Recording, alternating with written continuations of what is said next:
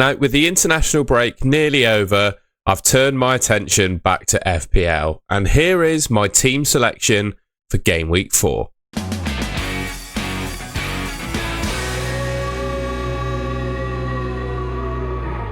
Alright, I'm going to start off the video then by talking about how my team got on in Game Week 3. Just a quick reminder, I think I've gone through this already on my transfer plans video, so I'm not going to spend too long going over this.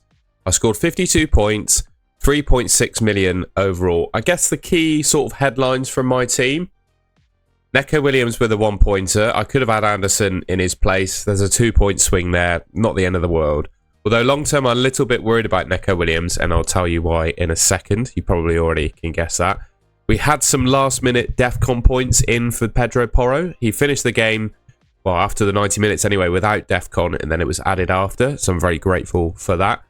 Rogers and Watkins with another blank. They've both played 3 games. Pretty much, I think they both played 90 minutes in those 3 games as well and done nothing. So they're a little bit of a worry. I chose to captain Salah over Bruno Fernandes, and going back in time, I probably would have done the same thing. I believe that Salah was a better captain than Bruno Fernandes. Just going back into the mindset of picking that sort of captaincy or making that call. Man United had just lost to Grimsby, right?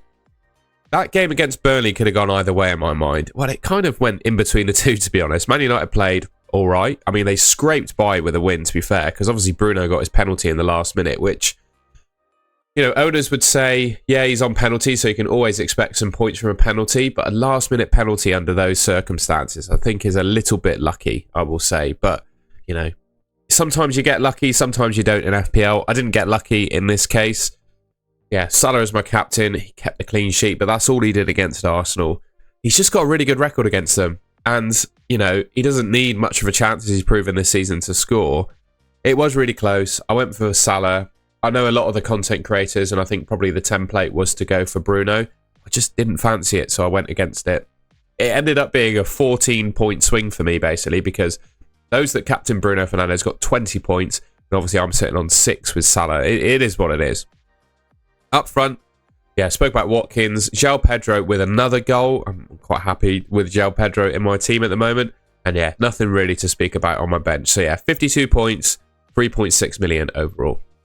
Now, I just wanted to quickly say that all of the expected points data and, well, player data that you'll see revealed on this team selection video comes from Fantasy Football Hub, and you can use the link at the top of my description below to sign up. I get you 50% off, and if you can prove at the end of the season that you don't win your mini league, they'll refund you your money back. So yeah, 50% off, money back if you don't win your mini league. Link at the top of the description. Alright then, so starting off with my defence and how I think I'm going to line up in Game Week 4. Sanchez in goal. I've not been too pleased with his personal performances, but I have been relatively impressed with the Chelsea defence as a whole. So, I don't feel any desperate need to get rid of him. Richards, Anderson and Porro, they've all got really good fixtures. Richards is genuinely amongst the best defenders in the game for expected points, according to Fantasy Football Hub. He's playing Sunderland, one of the promoted teams at home, 5.5. I mean, I'm taking that. Anderson, playing one of the promoted teams at home, 4.5 expected points for him. And Pedro Porro's got West Ham, who are one of the worst Premier League teams, I'd say, right now. So I'm quite happy to have that 3. I don't think there's any desperate need to make transfers or move things around in this defence. And I think the calls I have to make in terms of starting and benching players, you know, is pretty clear. Estevan Dubravka got Liverpool. Neco Williams has got Arsenal. It's pretty clear, I think, my starting 4. But Ange Postecoglou, right, so overnight, Nuno Espirito Santo was sacked by Nottingham Forest. Ange has taken the job, according to Ben Jacobs. He's a pretty, and Alex Crook, pretty respectable sporting journalist. So by the time this video actually goes out, this has probably been announced and confirmed. There's obviously a Greek connection between Ange and Marinakis, the Forest owner. That's a worry for me with Nottingham Forest. So Nuno ball is, as we know, defensive first, be solid at the back, score goals on the break and counter-attack, right? That's the principles of Nuno ball. Ange ball is the total opposite. High line, less focus on defence, and just go for the game. Whoever they play, whatever happens. I think that probably significantly weakens the Forest defence, right? They've got good defenders, right? Good personnel in their defence. But I just worried as to what that means for them. And also the formation they play as well, because I'm not sure I'm just not convinced Ange is going to play a back three at Forest either, which I think could be a worry for Nico Williams' minutes. But he's only one player in my team, and the next two fixtures for him are Burnley and Sunderland. So while all that managerial merry-go-round is going on with Forest at the moment, don't see the need to get rid of him. You know, he's got Arsenal. I'm going to bench him for that first fixture, and then the next two against promoted teams. So even then, despite a new manager, as long as he plays against Arsenal and has a relatively decent game, I'm sure he'll start against Burnley and Sunderland. And then it's quite hard to sell him after that. But if I was heavily loaded up on Forest defenders, if I had double, for example, I would be a little bit concerned as to what, you know, the appointment of Postecoglou will do to them. Just purely because, you know, we all know what Ange ball looks like in terms of, you know, 100% attack. I also just wanted to quickly look at a metric, some data from FPL Tom Hadley, which, by the way, is a fantastic resource to follow in terms of DEFCON numbers in particular. He's got an absolute... Well, he's leading the way, I think, in terms of DEFCON numbers and just reporting it on Twitter. I'll leave a link to his Twitter in the description below, or X account, whatever you want to say. We've just got a list here of leaders in terms of DEFCON. I'm not going to go through them all, but some players that are really standing out to me are the ones that have hit it 100% of the time so far. So Senesi of Bournemouth, Vandenberg, I think plays for Brentford, doesn't he? 100% record. Tarkowski.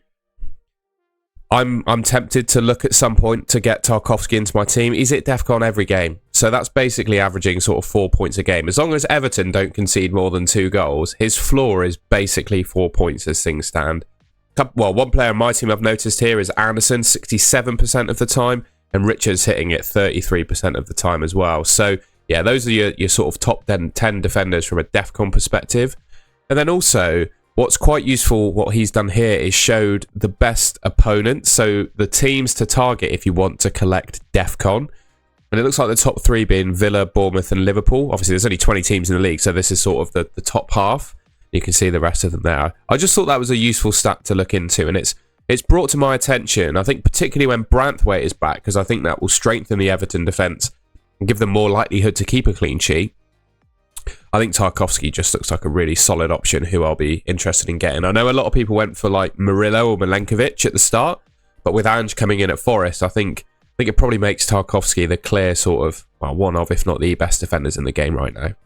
Right, defender chat over and onto my midfield. And I didn't say this with my defenders, but I got 2 free transfers and 3.3 million in the bank. So that opens up potentially quite a few doors in terms of players that I could buy here. But quite honestly, who do I pick to replace any of these midfielders? You know, I've got 5 midfielders, so one of them would have to go if I want to swap them out. There's no one on my bench. That's what I mean by saying that. I just, you know, I think as 5 midfielders go for Game Week 4, this is really strong. Salah against Burnley away. I mean, we'll talk about it in a second, but I think there's genuinely an opportunity to triple captain him in that game. Semenyo against Brighton. I think that's a good fixture for him. He's obviously probably one of, if not the best midfielders in the game so far this season. Bruno Fernandes. Yeah, he's got Man City, but you know, I mean, who's to rule out like a dodgy penalty or a free kick or DEFCON in that game? And then he's just a really solid option, isn't he? So I don't see the need to get rid of Bruno. Reinders, I genuinely think Man City are going to have a really good game against Man United. The way that Man United midfield of Bruno Fernandes and whoever is alongside him have been playing, they're so open. And I just think the Man City midfield, with Rodri being back in particular, is just going to absolutely overrun them. And I think there's going to be lots of space for Reinders to operate, score goals and get assists. So I think he's a great option. I'm excited to have him against Man United. And then Rodgers. So he's one that I am really thinking of, alongside Watkins, who we'll get onto in a second. But these 2 players have played 3 games and done absolutely nothing. In that time, Watkins has put up over 1 expected goals. So he is actually in better books for me than Rodgers is. Rodgers has done, what you can see there, literally barely anything. He's had 3 shots, 1 shot on target in 3 games, 0.14 XG and 0.21 XA. So it's poor. And Villa in general have been poor from an attacking perspective to start the season at least. So these players are definitely on my list that I could be getting rid of. And Rodgers is probably ahead of Watkins in terms of that. But they've got Everton, Sunderland and Fulham in their next 3. And for me, my gut feeling is to give them 2 more weeks. It's mad, isn't it? If I have a player in my team that's blanked for 5 game weeks in a row, I'm going to look like a bit of a mug. But I just don't really want to get rid of Rodgers because I think the performances he put in last season and the minutes he played has built a bit of trust with me, to be completely honest. So yeah, I'm gonna stick by Rodgers, but I am looking at an alternative, and I've blabbed on about this guy in other videos, so I can't not consider him for my team if I've tried to sell him as much as I have. These are the wrong fixtures. He's got Man United and Arsenal, because obviously we're in 4 and 5 now. This is Rodri, right? 23-24 season, so the last full season he played. I've said this loads of times on my channel, but I do genuinely believe he could be a really game-changing asset in FPL this season. 8 goals and 10 assists, so 18 attacking returns. DEFCON data across his time in the Premier League is excellent. He got 10 against Brighton, sorry. I was going to say Bournemouth, they played Brighton in 3. So he had really close to the DEFCON sort of 12 for the 2 points. In the 23-24 season, the season, by the way, that he got 18 attacking returns, he hit DEFCON 47% of the time. He got 4+ points in 22 games. 65% of the time he scored more than 4 points in a game, and he averaged 5.8 points per game. That's absolutely ridiculous. For me, I'm a little bit doubtful as to his current level of fitness. You know, I would want him to string 2 or 3 more games together without getting injured or getting subbed early. 2 or 3 more 90 minutes, and then I'm assured that Rodri is going to be a really solid option. I don't think I'll be buying him for game week 4. But, you know, if Rodgers blanks again, after that, well, after the Arsenal fixture is out of the way, that could be a time for me to bring in Rodri. I just really like the thought of having him as an option. You know, a player, he's probably not going to get the 18 attacking returns again this season, but even if he gets 10, plus the ridiculous amount of DEFCON that he's been picking up, I think he's going to be a really good pick at 6.5 million. Now, up front, I don't think I'm going to do anything desperately just yet. Watkins, unfortunately, has gone down in price to 8.9, but I have picked up a couple of price rises in this team, looking at Semenyo, Porro, and João Pedro now, so that's quite nice. But I don't... With Watkins playing Everton and Sunderland in the next 2, João Pedro being as good as he is, I don't think I'm going to make a transfer. However, I am very conscious that Erling Haaland, I think he may have gone up in price now, is doing really well. Well, looking pretty good. And apart from the Arsenal away fixture in 5, his fixtures look pretty exceptional. And I think for that Burnley at home fixture in, what's that, game week? That'll be game week 6. That's a good looking fixture, isn't it? And I'll probably want him in my team by then. But if I just go back to how things are looking, I've got 3.3 in the bank, 2 free transfers. By game week 6, especially if I roll again, I'm going to be in a good position where I can downgrade some players, whoever they may be, in order to get Haaland in my team. So I'm not panicking right now, but I'm definitely looking at getting Haaland in. And I think game week 6 and 7 in particular are weeks where I want him, because I think there's a genuine argument that he's the best captain for those weeks. You look at the Liverpool fixtures, game week 6 they've got Crystal Palace at Selhurst Park. Crystal Palace has been really good, and keeping hold of Guéhi, may I add. In game week 7 they've got Chelsea, whereas Man City have Burnley and Brentford, where I think, you know, you could genuinely argue Haaland is a better captain than Salah.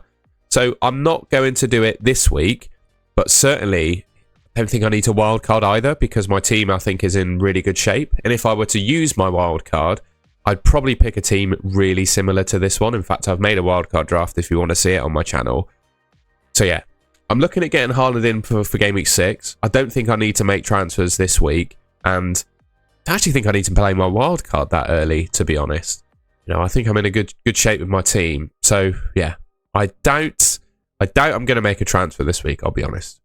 And finally, just to wrap things up, again, this is from Fantasy Football Hub, link in the description, 50% off, money back if you don't win your mini league. We've got 63.6 predicted points for this team.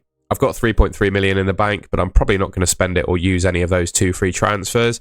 And this team gets an 89% AI rating. I think there's a couple of players that are sort of letting the side down. One of them being Pedro Porro. He's got quite a low number of expected points against West Ham, which I'm not entirely sure I agree with, in Rodgers, but I don't see the need to transfer either of them out. Salah is going to be my captain. You know, there is a case where you could triple captain him, but I think I'd want to do that if he was playing at Anfield. And I'll be honest, I don't think he's in his absolute, pomp yet, in terms of in tip-top form. You know, if Haaland does really well in the next couple of weeks, and then he goes on to that Burnley game when I transfer him in, you know, if he looks on good form, that could be a triple captaincy opportunity. It's definitely a fixture where you could target, don't get me wrong, but I just don't think he's in the right form at the moment where you can genuinely consider him a triple captain. But yeah, so I'm just going to put the armband on him and leave things as they are. All right, well, that's the end. That's the end of the video. I hope you enjoyed that and found it useful. If you did, please leave me a like rating. Let me know in the comments if you'd make any changes to this team. But I'll be honest, I don't think it's in desperate need of changes for Game Week 4. You know, Game Week 6, when Man City's fixtures flip and Haaland could potentially be the best captain, that's the time where I think I could make some changes. But right now, I'm relatively happy with this team. And if you haven't already and want to see more content from me, you can subscribe to the Golden Goal channel, which should be just there on your screen. I do, by the way, people were asking me in the comments, I do have a new microphone now, but I plugged it in and I just couldn't get it to work. I spent about half an hour, I record all of these videos before I start work. I spent about half an hour trying to set the microphone up and I just couldn't do it and I was running out of time, so we're stuck with the trusty handheld mic for the time being. I think it's tolerable though, isn't it? Hopefully I'll get this fixed for the next video. And yeah, subscribe if you haven't already. I'll see you in the next one.